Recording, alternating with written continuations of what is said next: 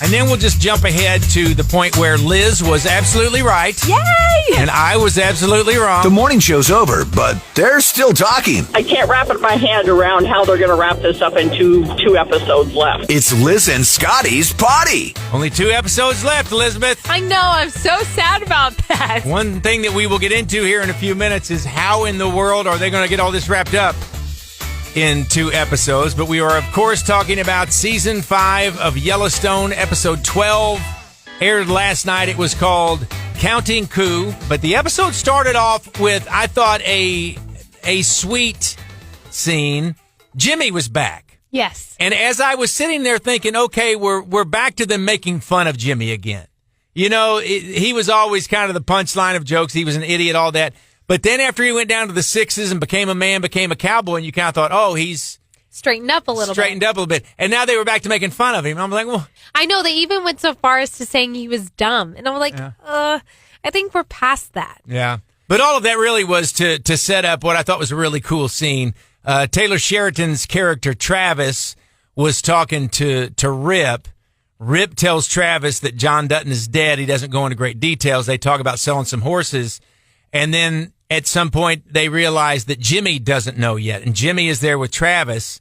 And I just thought it was really cool how Travis says, do you want me to hand him the phone? And Rip says, I don't have the heart to do it. Yeah. And that was the most heartbreaking sentence I think I've ever heard Rip speak before. Yeah. And you really felt the pain that Rip had in his heart. He's like, he's missing, his best and dearest friend and idol. And then he knows that Jimmy looks up to John Dutton just as much as he does. So that was, I thought, a really powerful moment. Yeah, it was a neat scene. And then Travis takes Jimmy off and has to tell him. And I just thought that was good. I'll tell you what, and we could very well get it in the next episode, but I was kind of hoping to see Jimmy at the Yellowstone Ranch again. Because we haven't seen that in a couple of seasons. I thought, oh, yay, here we go. We're going to see Jimmy interact with all of his other cowboy friends. But we didn't get that. When Travis gave him the week off, I thought, okay, that's setting us up. He's going to go back. But then he has the great line, too. He says, I'll take the weekend, but I'm not taking the week. John Dutton was a cowboy, and he wouldn't want me taking a week off just for him. Mm-hmm. So all of that I thought was really, really cool. Mm-hmm. Good way to kind of start early in the episode. Mm-hmm. And, of course, maybe even the first thing in the episode was Teeter and Colby talking on the phone, and Colby says, that's why I love you. And, of course, Teeter's like, what'd you say? Mm-hmm. And they had that little moment, and that is obviously setting up what comes later in the episode. But I thought, oh, well, that's sweet. You don't think that much about it. And then, of course, Colby ends up getting killed. Your thoughts on how all of that was handled, the whole Colby getting killed and... Well, there was an animal dying in the midst of all of that, which I absolutely hated. But I just thought that whole storyline was a little unnecessary. Throughout the entire time watching it, I'm like, okay, what is this ultimately leading up to? Like, what are we going to get out of this scene? And I think it was showing that Carter was going to have a family amidst Beth and Rip. Yeah. But I feel like we've already kind of established that connection. So, I don't know. I was just a little upset at that scene because it was unnecessary sadness, I felt like. I felt like they needed some drama outside of the main drama, which is trying to find out who killed John Dutton and the Jamie stuff and the Beth stuff and the Casey stuff. I get that. They needed something outside of it. That was my only thought of it. And just to show how close they all were. And to show their reaction to Teeter. I did like the way they had Ryan telling Teeter, and you were on the other side of the corral. It's not like you were there hearing him tell it, but you just seeing her reaction and his reaction and having to tell her. I liked visually kind of the way they, and of course the music's playing. Visually, I liked that part of the scene. Yes, and I thought that the whole scene where Ryan gets that information with the phone call, and he hangs up, and another cowboy asks him, is everything all right? And he's like, I just lost my best friend. Yeah. I was like, oh my gosh, shot to the heart.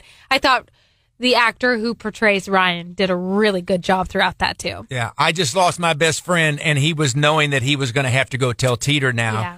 So it was just going to get even worse. Mm-hmm. And kind of the way Walker, you never are quite sure how to take Walker, but he's one of them now, and just the way he was reacting to Teeter. Yeah. I thought maybe that's the reason you do it, just to kind of show the closeness of the Cowboys in general. I'm sort of making that up, but maybe maybe that's why you do it. You know, I don't know. And I can totally see that. Now that you say that, I see it.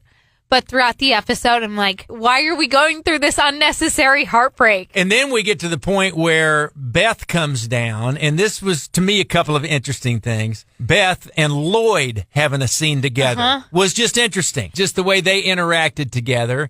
And then, of course, Beth goes and sees Carter in the tack room, and she kind of has that discussion with him. And so there's two scenes back to back where it's the softer side of Beth, or as she even says with Rip in the lodge later, you know, that shows what bad shape we're in if I'm having to be the psychologist for this family. But it was, I felt like maybe a way to set up her softer side before we go to where she gets knee deep into chasing Jamie down, because that had already happened earlier in the episode when she told Casey, I'll take care of Jamie. Yeah. So you're so right. You're getting to see both sides of it. And particularly the Beth and Lloyd was just, I don't know. I just found it good and neat and fun to watch. Okay.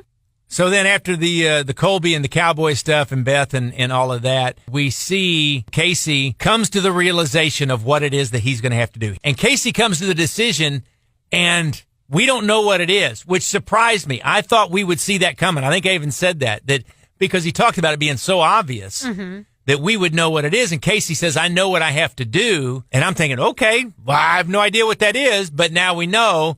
And then we'll just jump ahead to the point where Liz was absolutely right. Yay! And I was absolutely wrong. We talked on the last potty about Casey having the hood up, having the gun. He was going to get into somebody's car. Liz thought maybe it was the hitman. My thought was it can't be the hitman, because Casey's not going to sneak up on the hitman and give him another choice. And you heard him saying, I know the whole story. So I was sure it was Jamie or somebody. It was the hitman. And you kind of liked the way that all got set up. Yeah, that was a complicated scene in and of itself. I loved the juxtaposition that we got to see with the hitman, because up until this point, we've just seen him in a suit in a very cold office. The ice cold killer, exactly. Planner. Yeah. And then in this episode, we got to see him coaching a little girl's soccer team, and he's wearing jorts and like these glasses that just made him look a little bit more dorkier. And then you got to see him in that father mode. Watching that whole scene unfold, I loved. But then once Casey got into the car, I thought that was a little bit more difficult to watch, because we haven't seen a lot in the past few seasons, a lot of Casey being that hardcore killer that, you know, we've heard about in prior seasons. And we got to see that in this episode, because he's holding a gun to this little girl's head.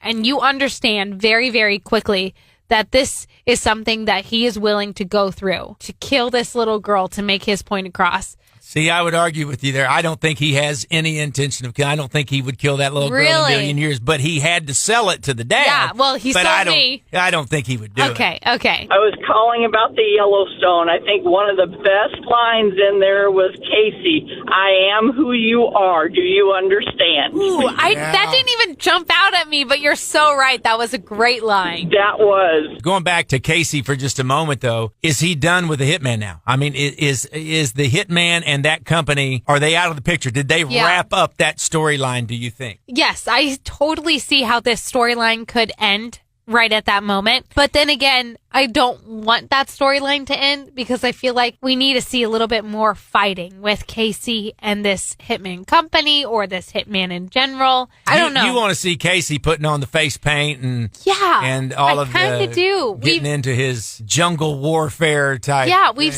seen so many crazy fights in these Yellowstone episodes before that I feel like we got to the line and we didn't ever cross it with that scene.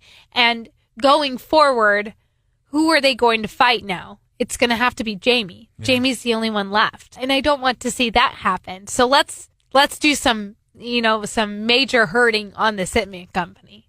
I think it's funny we call it the hitman company just because we don't know what else to call it. But hitmen are us. Yeah. And listener Shauna talked about what we've talked about. How do you squeeze all of this into just 2 more episodes? Listener Paige had the same thoughts. There has to be another show coming out. Like, there just has to be. I don't know how they're going to just put all this in one last episode. Rip did say something kind of interesting on the previews For next week's episode, he was talking to Lloyd, and Lloyd was like, why are we doing all this work? We're not going to get to keep the ranch anyway. And Rip said something about building it from scratch or building it back up or something, which seemed a bit foreshadowing. I'm like, they're tricking every single one of us. On this last episode, it's going to be like Beth and Rip 2026 coming out. Like, I'm just hoping that it's... I'm hoping they're just tricking us. I can't wrap my hand around how they're going to wrap this up in two episodes left. Right? That's what I'm worried about. They interviewed some of the cast on Good Morning America. Did you see that? No. Beth said on there, it's epic, but it's even more than epic on the final episode. Wow. Okay. Here's to hoping they don't oversell it before we watch it. Yeah. Exactly. So I just wanted to call in and let you know that. I appreciate you too, and I enjoy listening to you in the morning. So I don't know. It still seems like we got a long way to go in just 2 episodes. Or as you said, I can't help but think that the last episode is not going to be 2 hours. Yeah. Which would make it 3 episodes, I guess. That's true. It just has to get longer because I feel like there are so many things still left. How are they going to wrap up the whole Jamie situation? Is he actually going to go down for what happened to his dad? Because how is he going to get out of that? I turned the corner this episode a little bit, and part of it was seeing the previews from the next. I don't think Beth's not going to kill Jamie with a gun, but she's going to go to work doing what she is good at, which is ruining people's lives. That's kind of what she has done throughout the show. And even before that, it sets it up that she's the woman who goes into the boardroom and ruins your life. But from that angle, I'm starting to see it more ending that way than it is her standing over Jamie at the train station, you know, taking his life that way. I mean, I don't know, but it seems like it's going to be more boardroom, the threat of jail, other things than it is Beth having to actually take a gun and kill Jamie. No, and I could totally see that happening. But then again, I go back to the whole hitman thing. We still need to get a lot of action in. Like, Yellowstone is known for the action.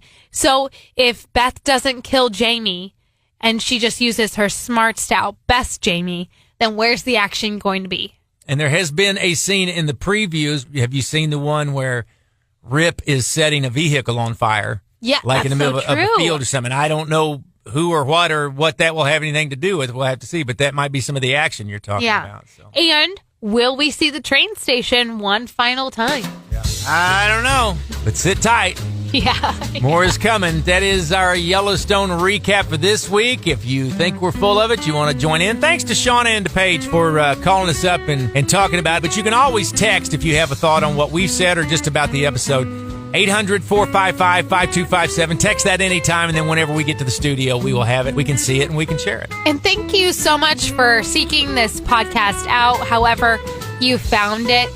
We are available wherever you get your podcasts, so whether that be Google, Spotify, Apple, just search for Clear 99 on demand. You can also download our app, which is completely free to use, and we have a little podcast section there. Or if you want to just take it old school, you can find us on the website, clear99.com. We're always on the radio, too. Weekday mornings, 5:30 to 10. It's Liz and Scotty. Today's best country, Clear 99. Liz